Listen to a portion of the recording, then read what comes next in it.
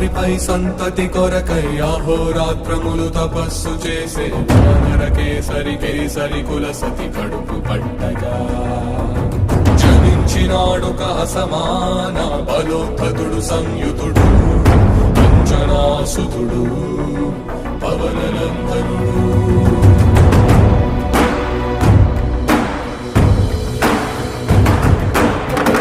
కిరణముల ఉదయాత్ముని గని అది పండిన తీరని పంటను పడు సూర్య మండలము పట్టి తినాలని ఊళ్ళూరే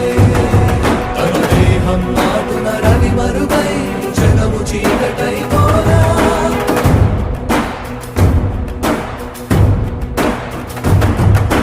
అది అమరేంద్రుడు గమనించి తన ఐరావతమది రోడించి ఆంజనేయుని సమీపించి తన వజ్రాయుధమును విసరగా అది పవననందనుని హనుముని తాకా చిందిన రక్త బిందువే విద్యుద్వేగంతో ధరణి స్థలి వంద కడలిలో చచ్చి వంద కడలి అట్టడు